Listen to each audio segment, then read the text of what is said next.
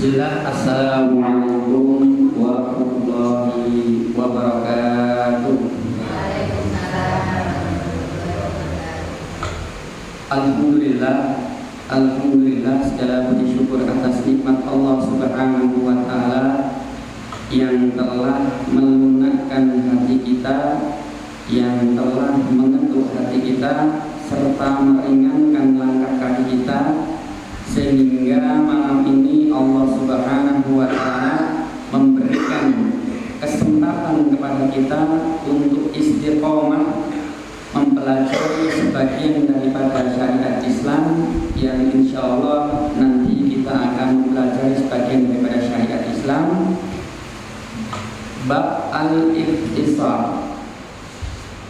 Dan mudah-mudahan Allah Subhanahu wa Ta'ala memudahkan kita untuk memahami apa yang tersampaikan, dan mudah-mudahan Allah Subhanahu wa Ta'ala menggerakkan ruh kita serta jasad kita untuk bisa mengamalkan atas ilmu yang didapat pada malam hari ini. Amin, amin ya rabbal alamin. Salawat dan salam semoga selalu tercurahkan kepada Nabi kita Muhammad sallallahu alaihi wasallam yang kita tunggu-tunggu syafaatnya di hari kiamat kelak. Baik, jamaah yang dirahmati Allah Subhanahu wa Ta'ala, beberapa bulan yang lalu materi kita sampai di cara meletakkan tangan, dan malam hari ini insya Allah kita akan melanjutkan bab berikutnya, yaitu al-ikhtisar. Al-ikhtisar itu adalah meletakkan kedua tangan di pinggang. Rasulullah sallallahu alaihi wasallam wa kana sallallahu alaihi wasallam yanha 'anil ikhtisari fi shalah. Beliau Rasulullah sallallahu alaihi wasallam melarang al-ikhtisar dalam salat, melarang meletakkan tangan di pinggang. Jadi begini, ya, sholatnya begini nggak boleh.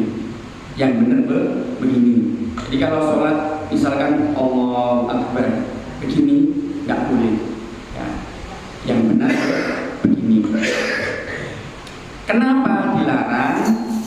Maka di sini disampaikan al-ikhtisaru rahata ahlina.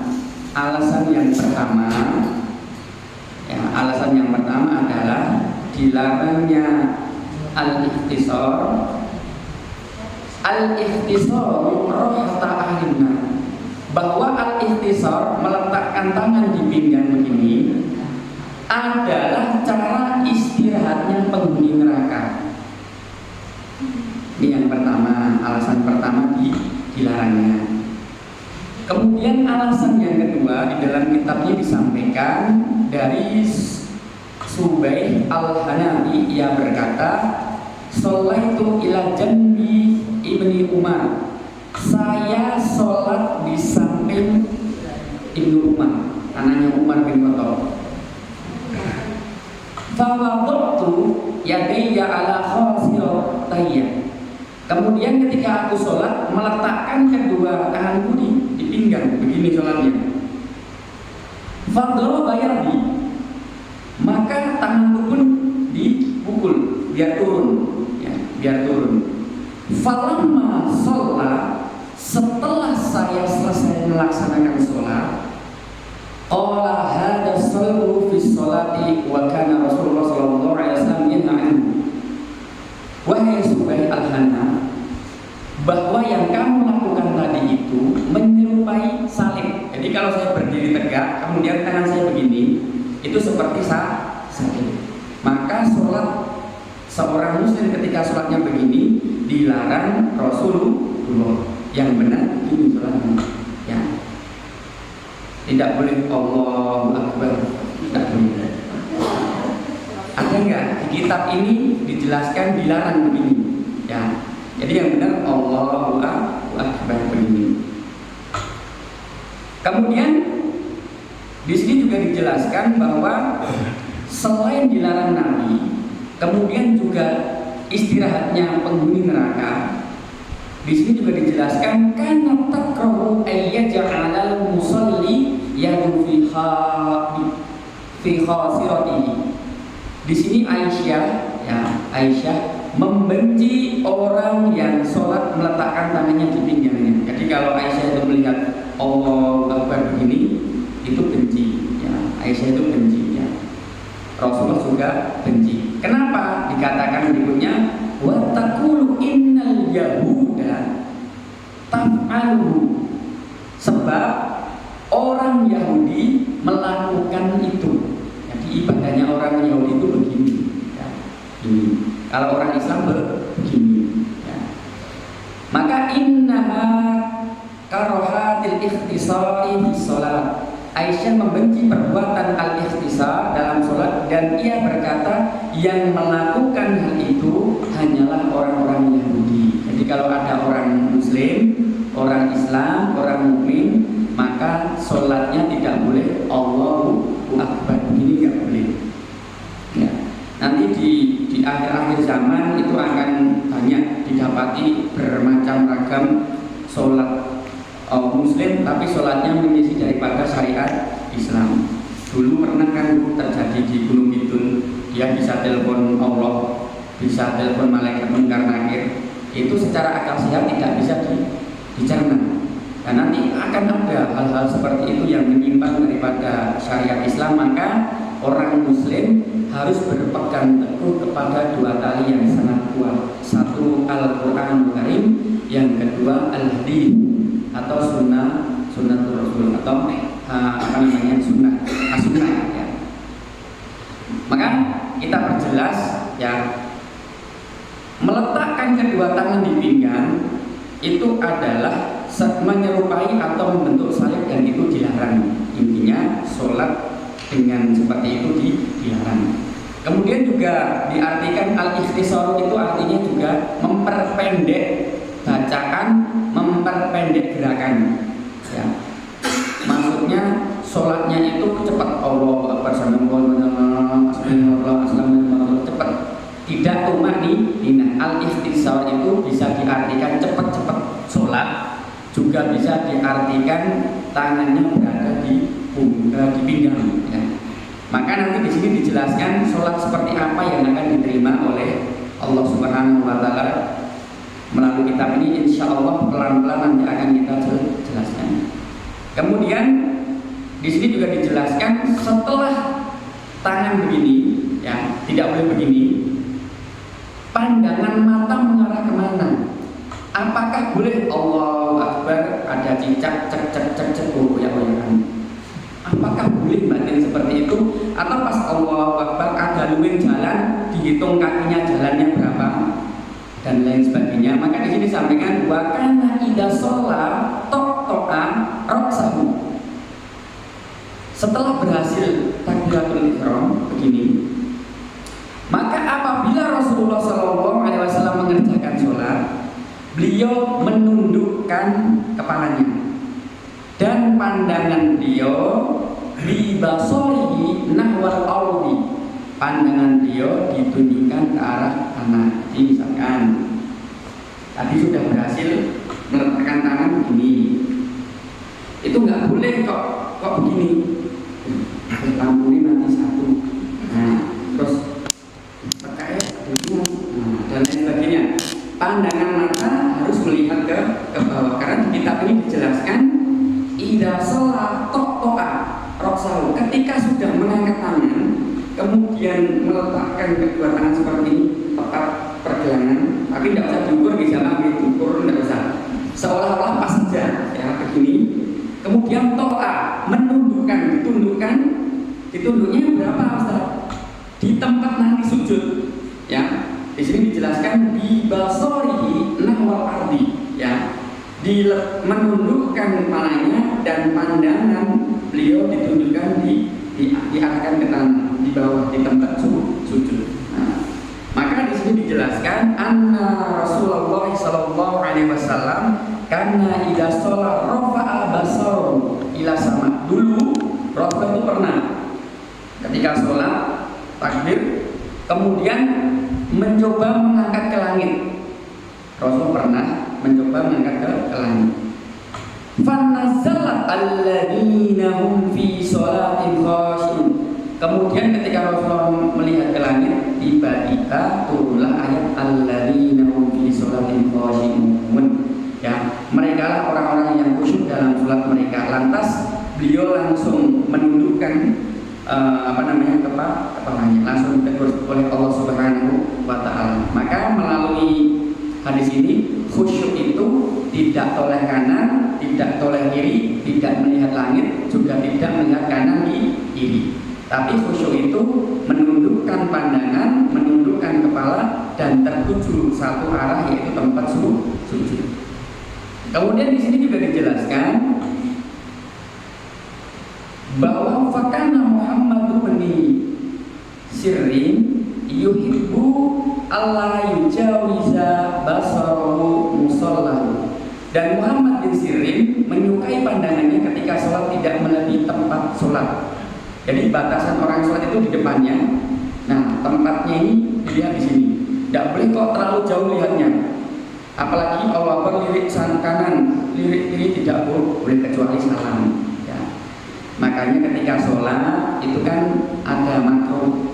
Ketika sholat memakai kaos yang ada tulisannya misalkan coblos nomor 1, coblos nomor 2, atau pupuk Korea murah meriah misalkan. Itu yang sholat di belakangnya Allahu Akbar, baca pupuk Korea murah meriah, coblos nomor 1. Ini harusnya khusyuk ya. Tetapi karena depannya ada tulisan, itu akhirnya mengganggu kekhusyuan. Maka salah satu untuk menjaga tumanina itu ya memakai baju muslim seperti ini ya. Atau memakai baju kaos boleh, tetapi polos tidak ada tulisan. Kecuali soft belakang, paling belakang tidak bisa dia sapa-sapa, itu tidak masalah. Tapi baiknya, alangkah baiknya tetap menggunakan pakaian yang tidak menimbulkan kekhusyukan yang lain itu terganggu. Maka di sini juga dijelaskan bahwa wakanu yastahibuna lirrajuli alla yujawiza basarahu musallahu. Dan para sahabat itu ya hidup bersama Nabi, beriman, mati memeluk agama Islam. Para sahabat menyenangi seseorang yang sedang sholat, pandangannya tidak melampaui tempat sholatnya. Jadi para sahabat itu paling senang melihat orang sholat kalau pandangannya itu tunduk, ya kepalanya ditundukkan melihat tempat sujud.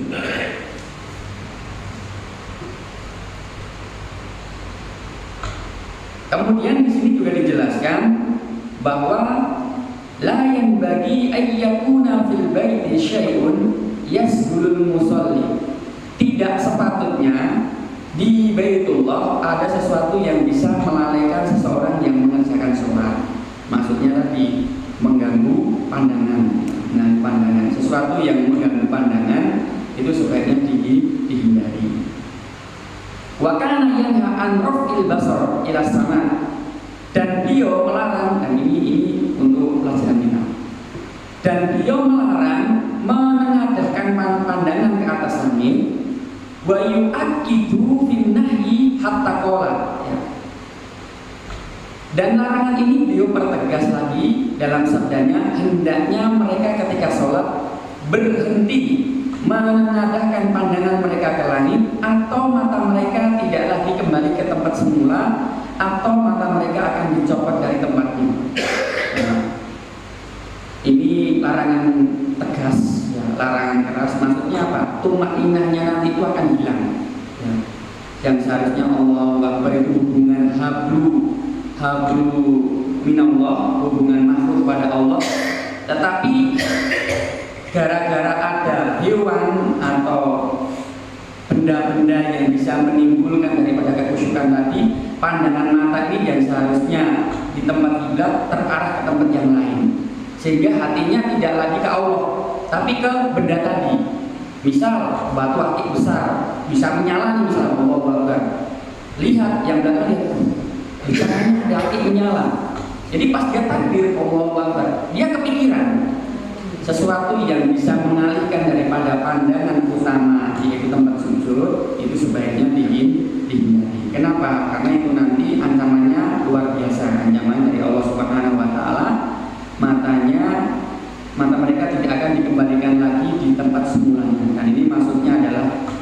Bisa jadi hatinya nanti akan buta sehingga lupa Allah.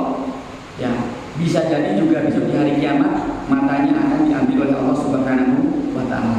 Maka alhamdulillah hari ini kita bertemu bersama, kemudian berhasil membacakan satu hadis ini. Tolong nanti ketika praktek sholat pastikan melihat ke tempat sujud. Kecuali sholatnya di medan perang. Kecuali sholatnya di medan perang. Nah, kalau di medan perang itu boleh ya. Bahkan ketika posisi mau diserang boleh membatalkan ya. Tapi darurat, dalam keadaan darurat. Tapi kalau kita dalam keadaan aman-aman seperti ini, di kampung aman, tidak ada gangguan, maka sebaiknya kita sholatnya sebagaimana kama ra'aitumuni usolli. Sholatlah kalian sebagaimana kalian melihat aku sholat. Jamaah yang dirahmati Allah Subhanahu wa taala, di sini dijelaskan bahwa la yazalullahu muqbilan 'alal 'abdi, dan ini semoga kita tidak termasuk ini. Semoga sholat kita tadi dan berikutnya sampai nanti akhir ayat mudah-mudahan tidak termasuk ini.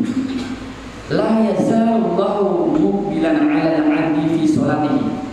Allah akan senantiasa menghadapkan wajahnya karena cinta kepada hambanya yang sholat 5 waktu, yang sedang sholat selama hamba itu tidak menoleh ke kanan dan ke kiri. Maksudnya fokus ke tempat sujud, fokus ke kiblatnya. Tetapi apabila hamba itu memalingkan wajahnya dari tempat kiblatnya, oleh kanan, oleh kiri, lihat atas, lihat samping dan lain sebagainya, maka Allah pun akan berpaling darinya. Berarti hamba ini rugi. Dia hanya terlihat sholat di pandangan manusia, tetapi di mata Allah Subhanahu wa taala tidak terlihat sholat. Maka pelan-pelan semoga nanti Allah mengkategorikan kita semuanya yang hadir pada malam hari ini, sholat kita itu dilihat oleh Allah Subhanahu wa taala, dan mudah-mudahan dicatat oleh malaikatnya Allah Subhanahu wa taala, dan mudah-mudahan diterima oleh Allah Subhanahu wa taala. Amin. Amin ya rabbal alamin. Kemudian wanaha an salasin. Rasulullah Shallallahu Alaihi Wasallam melarang 3. 1. An-nukrotin kanukrotin diki. 1. Sujudnya seorang hamba yang sholat itu seperti sujudnya seekor ayam. Yang kedua, wa i'i ka i'i al-kalbi. Kemudian melarang duduk di atas tumit serupa dengan duduknya anjing. Yang ketiga, waltifati kaltifati tahlabi. Dan di sini disampaikan berpaling ke kiri dan ke kanan seperti musang. Maka 3 larangan ini hendaknya kita jaga, kita berhati-hati, karena rambu-rambunya ya, tolak ukurnya sallu kama ra'aitumuni usolli. Salatlah kalian wahai hambaku sebagaimana kalian sholat melihat Rasulullah SAW, atau sebagaimana kalian melihat aku sholat. Ini perintahnya Nabi. Maka 3 larangan tadi ya, sholatnya yang terlalu cepat dalam bersujud, kemudian duduknya seperti duduk anjing, yaitu tumitnya yang diduduki ya. Kemudian sholat oleh kanan oleh kiri seperti musang, itu dilarang oleh Rasulullah SAW. Maka dijelaskan di dalam kitab ini, sholli sholata muwaddi'in ka'annaka tarahu. Sholatlah engkau seperti sholatnya seseorang yang akan meninggal. Ini nasihat untuk kita. Ketika kita hatinya terpanggil, rohnya terpanggil, jasadnya membuktikan daripada panggilan roh itu.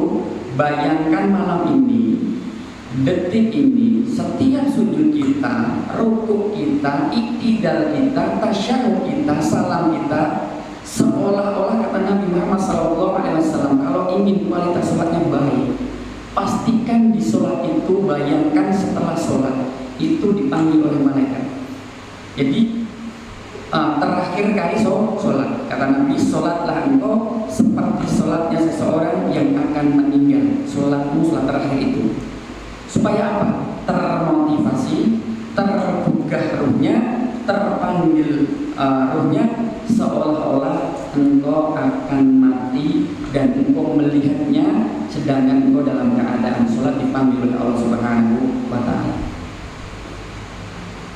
Maka di sini disampaikan mamin imri'in muslimin tahduru sholatal maktubah, seorang muslim yang telah datang kepadanya waktu sholat fardu, subuh, kemudian zuhur, asar, sekarang maghrib, kemudian isya,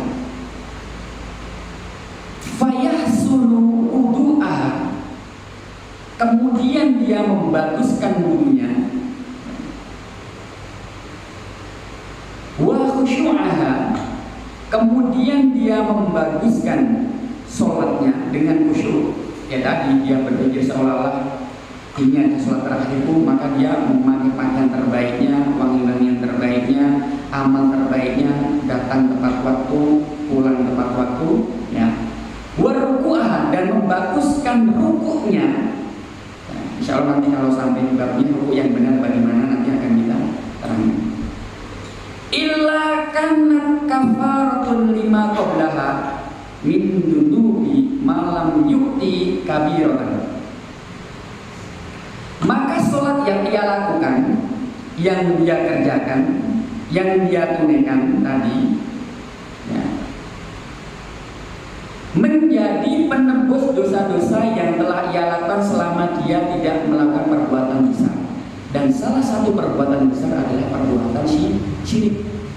Selama meninggalkan syirik, kita sholat 5 waktu, insya Allah setiap sholat yang kita kerjakan bisa menebus dosa-dosa yang telah dilakukan selama dia tidak melakukan dosa besar. Wadhalika dahra kullahu, dan hal itu berlaku setahun lamanya. Masya Allah, sholat yang kita kerjakan, sholat yang kita lakukan, sholat yang setiap hari kita kerjakan karena ikhlas lillahi ta'ala, li ajlillah walaysa li ajlinnas, terpanggilnya karena Allah, bukan terpanggilnya karena manusia. Insya Allah itu akan menjadi penembus dosa-dosa yang telah dia lakukan selama dia tidak melakukan dosa besar. Tapi ada syaratnya. Tadi wudunya bagus, wudunya benar, ya, tertib sesuai apa yang dicontohkan Nabi. Setelah wudunya benar, tidak berhenti di situ. Syarat berikutnya harus ditunaikan. Apa? Sholatnya khusyuk. Ya, sholatnya khusyuk. Salah satu tanda khusyuk apa? Tidak toleh kanan, tidak toleh kiri, tidak melihat ke langit, fokus ke tempat sujud. Rukuknya benar. Nah, dulu pernah kita berikan contoh rukuk yang benar itu ketika ditaruh minumannya itu tidak jatuh. Tapi insya Allah besok di pertemuan berikutnya ketika sampai di bab itu akan kita terangkan secara detail, dan mudah-mudahan nanti pelan-pelan belajarnya supaya nanti menjadi paham dan memahamkan. Setelah rukuk selesai, melakukan yang lainnya sampai nanti salam. Ketika itu ditunaikan dengan baik, barulah penembus dosa-dosa itu berlaku.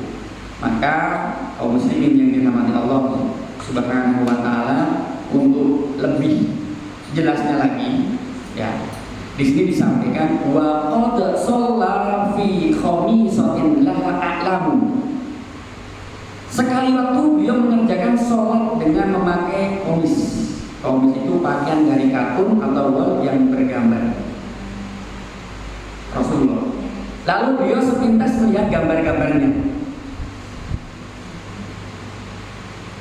Setelah menyelesaikan sholat, beliau bersabda, kembalikanlah komis ini kepada Abu Jahm dan tukarkan dengan pakaian anbijaniyah atau pakaian tebal yang tidak bergambar milik Abu Jahm, karena komis ini baru saja mengganggu sholatku Dan di riwayat yang lain, aku melihat sepintas gambar yang ada pada baju khamis itu sewaktu sholat dan hampir saja ia merusak kekhusyukanku.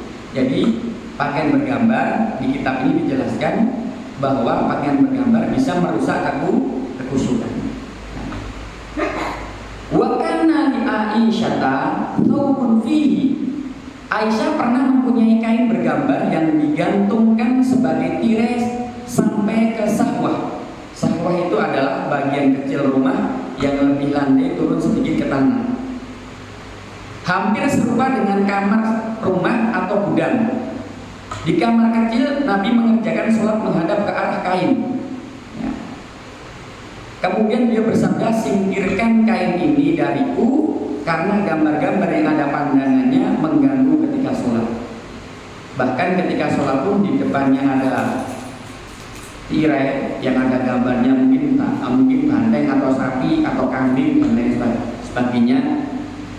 Itu kata Nabi suruh menyingkirkan dulu supaya apa? Tidak mengganggu pandangan mata. La salata bihadratit ta'am. Tidak sempurna sholat jika dikerjakan sedang makanan disajikan. Nah ini selaras supaya nanti tumanina. Supaya apa? Ketika melihat ke arah kiblat ini masuk ke arah kiblat kita. Allahu Akbar. Kalau jamuan makanannya itu sedang dihidangkan, kok kita nekat sholat? Allahu Akbar. Pasti bayangannya, wah nanti tempenya diambil temanku enggak ya? Nanti lauknya gimana ya? Nanti buahnya ini manis apa enggak ya? Kepikiran. Maka di hadis ini dijelaskan la sholata bihadratit ta'amin wala wahwa yudafi'uhu al-akhbaran. Ya, tidak sempurna sholat seseorang ketika makanan sedang dihidangkan, juga apabila ia sambil menahan buang hajat besar maupun kecil. Jadi ada dua perkara yang tidak boleh dilanjutkan untuk menjaga tumanina, ya, untuk menjaga tumanina dan pandangan mata ketika sholat. Satu, ketika makanan dihidangkan itu sebaiknya makan dulu baru menunaikan sholat. Yang kedua, tidak boleh ngampet ketika BAB. Ketika sudah mau BAB sudah buang air besar dulu, baru nanti melaksanakan sholat. Kalau nanti tetap nekat akan mengganggu, ya. Ketika qadarullah, ketika tasyahud akhir hampir mau salam, perut ini rasanya sudah mules.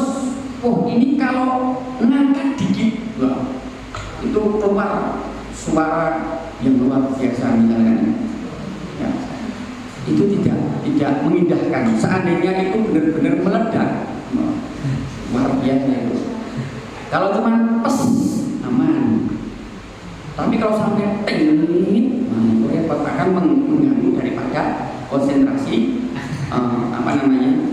makmumnya yang lain. Makanya ini nanti diperhatikan, ya, pelan-pelan, ya, kemudian diamalkan supaya nanti bisa sebagaimana apa yang diharapkan Rasulullah SAW. Setelah berhasil melihat pandangan ke bawah, tumanina, apa yang dibaca? Maka di kitab ini selanjutnya kalau sudah mengangkat tangan kemudian begini, pandangan ke tempat sujud atau ke tempat kiblat, maka membaca doa istiftah. Ya. La tatimmu sholatan li ahadin minan nas hatta yukabbir.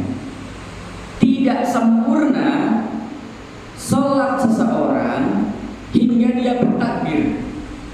Berarti salah satu sempurnanya sholat takbir. Setelah bertakbir, wa yahmadullah jalla wa azza. Setelah takbir, memuji Allah jalla wa azza, menyanjungnya dan membaca ayat-ayat Al-Quran yang mudah baginya. Berarti setelah takbir membaca doa istiftah yang Allahumma ba'id baini dan lain sebagainya, ya. Itu dibaca, ya. Setelah itu dibaca dan berhasil sampai selesai, ya. Di sini banyak. Yang pertama Allahumma ba'id baini itu boleh, ya. Atau juga doa yang lainnya itu juga boleh, tergantung doa mana yang kita hafal yang jelas doa itu tidak keluar daripada hukum syariat atau sesuai dengan apa yang dicontohkan Rasulullah SAW. Di sini dijelaskan bahwa setelah berhasil membaca istiftah, ya, kemudian membaca Al-Fatihah, kemudian membaca surah pendek, Al-Ikhlas, An-Nas, Al-Falaq dan lain sebagainya, bebas, ya. Sami Allahu liman hamidah. Kemudian rukuk, ya, rukuk. Setelah rukuk, Sami Allahu liman hamidah. Rabbana walakal hamdu. Ada yang berkata hamdan katsiran thayyiban mubarakan fi. Ada juga yang Rabbana walakal hamdu selesai. Ada juga yang Rabbana walakal hamdu hamdan katsiran thayyiban mubarakan fi. Ada juga yang Rabbana walakal hamdu bil as-samawati wa bil al-ard aradina wa ma bainahuma wa min al-ma syi'ta min syai'in ba'du. Bebas, terserah nanti mana yang paling nyaman, yang paling pendek. Nah, itu yang dilakukan. Kaum muslimin yang dirahmati Allah Subhanahu wa taala, kemudian setelah melakukan gerakan itu, ya, karena ini kitabnya panjang, maka kita akan ambilkan ringkasannya supaya nanti tidak terlalu memakan waktu untuk memahami daripada bab itu.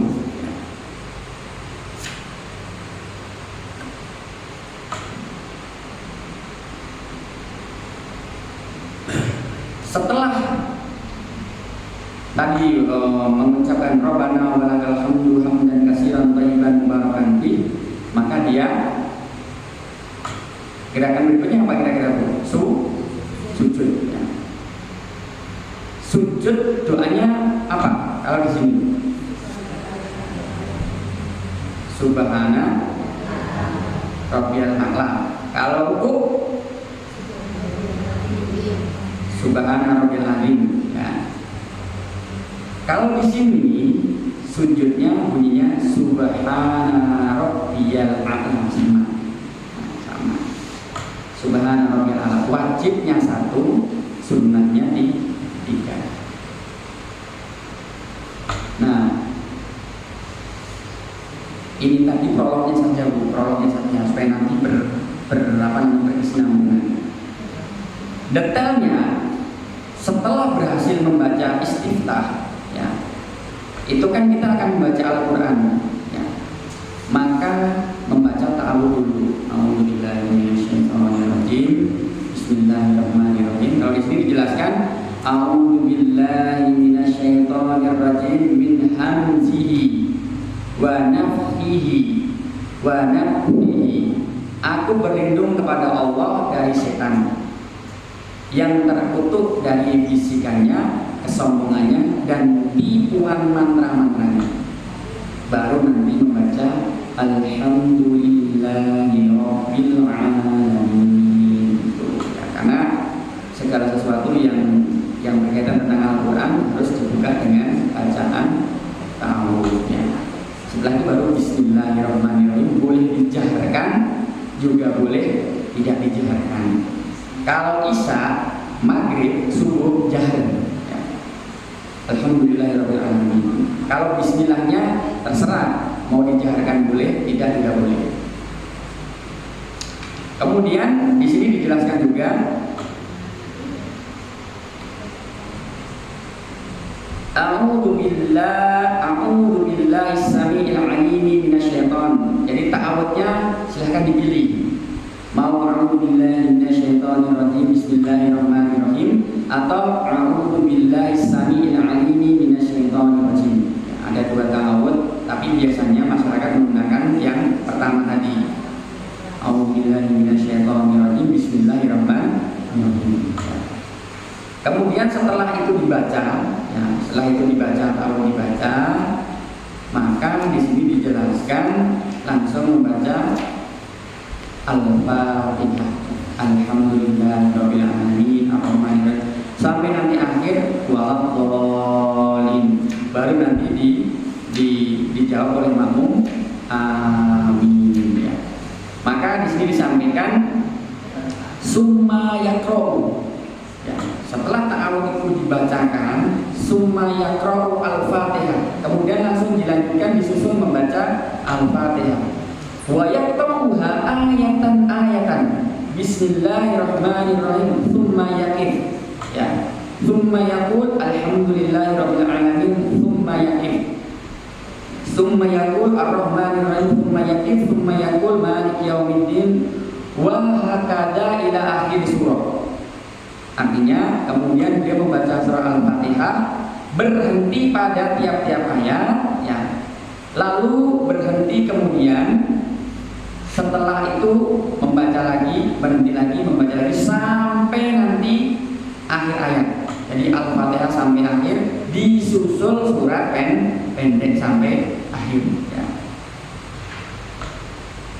Kemudian setelah itu, karena ini panjang, setelah itu di sini disampaikan Al-Fatihah sebagai rukun sholat dan keutamaannya. Ya.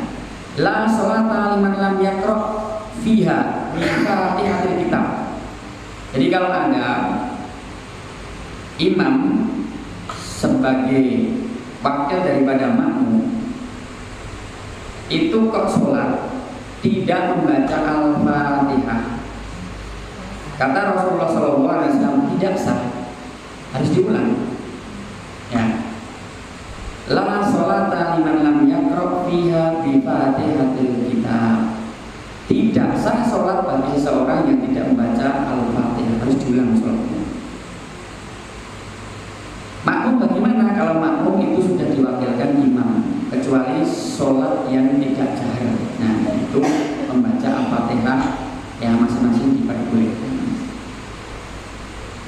Kemudian di sini dijelaskan juga amaroni Rasulullah SAW an unadi la sholata illa bi qira'atil Fatihah. Rasulullah memerintahkan aku untuk menyerukan, untuk mendakwahkan tidak sah sholat tanpa membaca Al-Fatihah. Tidak sah sholat tanpa membaca Al-Fatihah. Maka bacaan Al-Fatihah itu harus terbaca. La tujzi'u sholatun la yaqra'u rajulun fiha bi Fatihatil kitab. Tidak diberi pahala. Nah ini kita sholat, sujud, rukuk, salam setiap hari, tetapi tidak diberi pahala. La tujzi'u sholatun la yaqra'u ar-rajulu fiha bi Fatihatil kitab. Tidak diberi pahala orang yang sholat, tetapi sholatnya tidak membaca Al-Fatihah. Jadi cuma Allahu Akbar langsung sami Allahu liman hamidah langsung sujud dan sebagainya. Man sholla sholatan, barang siapa yang dia sholat lam yaqra' fiha, kemudian tidak membaca Al-Fatihah, fahiya hidajun, maka dia itu hidas. Dia hidat adalah ghairu tamamin. Di sini dijelaskan bahwa hidat itu artinya sholatnya tidak sempurna.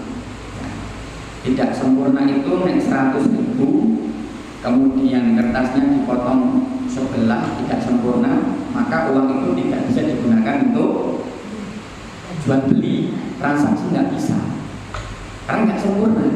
Ya.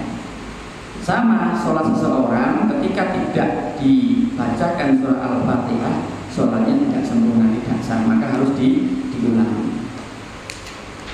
Bapak Ibu yang dirahmati Allah Subhanahu wa taala.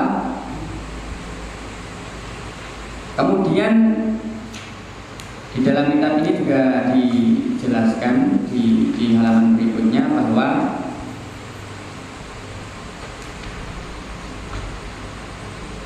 kan Nabi sallallahu alaihi wasallam la ya'rifu fasla surati hatta Bismillahirrahmanirrahim. Bahwa Nabi tidak mengetahui adanya pemisah antara surat-surat Al-Quran hingga diturunkan kepada beliau Bismillahirrahmanirrahim. Jadi untuk memisahkan surat satu dan surat yang lainnya itu dipisah dengan Bismillahirrahmanirrahim. Jamaah yang dirahmati Allah Subhanahu wa taala. Kemudian di sini dijelaskan juga, ini masih di Al-Fatihah, ya, masih di Al-Fatihah ini karena panjangnya luar biasa.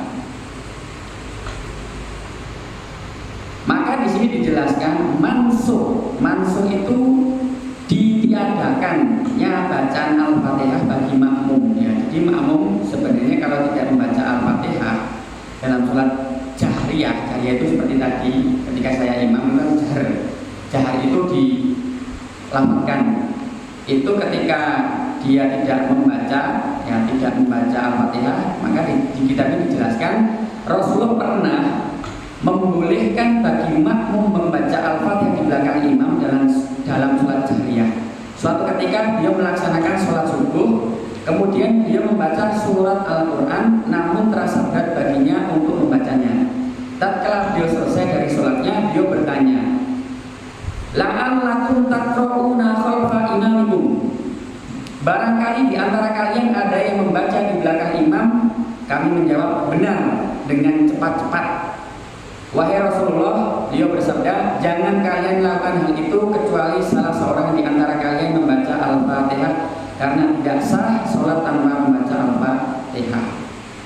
Diperbolehkan, tapi dengan catatan tidak mengganggu kanan kiri dan juga tidak mengganggu kekusukan. Kalau nanti semuanya membaca Al-Fatihah semuanya masing-masing, sehingga bacaan imam Al-Quran itu tadi tidak didengarkan.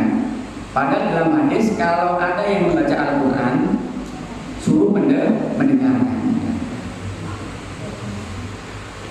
Kemudian di sini juga dijelaskan anna Rasulullah sallallahu alaihi wasallam qala taqra'una khalfi, bahwa Rasulullah bersabda kalian ikut membaca qiraah di belakangku. Ya, ditanya Rasulullah, apakah kalian membaca qiraah di belakangku? Para sahabat menjawab, benar, kami ikut membaca wahai Rasulullah. Maka beliau bersabda, jangan kalian melakukan hal itu kecuali bacaan Al-Fatihah. Jadi kalaupun mau membaca itu yang diperbolehkan Al-Fatihah, karena tadi kalau tidak baca Al-Fatihah sholatnya tidak diterima. Di dalam fikih ketika sudah diwakilkan imam, nggak baca pun juga diperbolehkan, ya. Membaca juga, tapi dengan catatan satu, tidak mengganggu kanan kiri, maksudnya tidak terdengar kanan kiri, dan tidak menandingi bacaan imam. Misalnya imam nih sholat isya nanti Alhamdulillahirabbil alamin, makmumnya juga Alhamdulillahirabbil alamin, akhirnya saut-sautan, itu tidak boleh. Tapi kalau di dalam hati membacanya, ya, atau dilafalkan tapi tidak kedengaran yang lain, itu diperbolehkan. Tapi untuk surat yang lainnya cukup mengikuti imam. Man kana lahu imam, ya, man kana lahu imam, fa qira'atul imam lahu qira'ah. Nah, ini kaidahnya.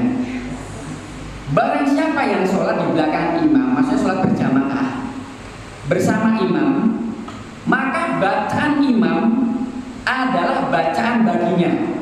Jadi semuanya sudah diwakilkan imam.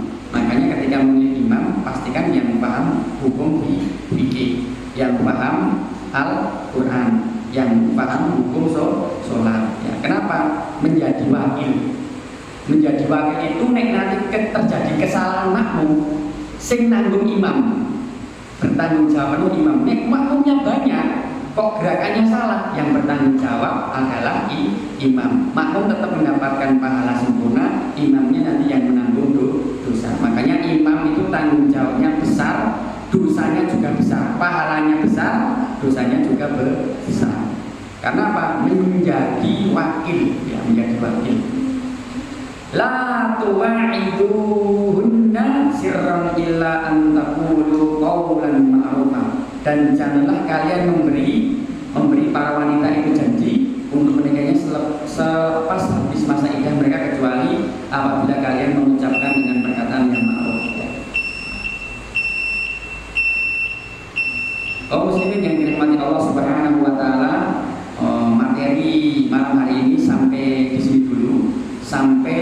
bacaan imam Al-Fatihah ya itu menjadi wakil daripada makmum. Insya Allah untuk berikutnya akan kita tambah materi pelan-pelan, entah itu nanti gerakannya atau seperti apa kita tunggu ya, karena bukunya ini akan ada 3 jilid. Ini kita berikan materi dulu, nanti prakteknya di jilid berikutnya Insya Allah, karena ini yang kita bawakan baru jilid ke-1 ya, jilid ke-1. Jadi ada 3 jilid, jilid kedua, jilid ketiga. Nah ini prakteknya itu kalau nggak keliru jilid 2 dan 3 Insya Allah. Itu yang bisa kita sampaikan pada malam hari ini. Mudah-mudahan Allah Subhanahu wa Ta'ala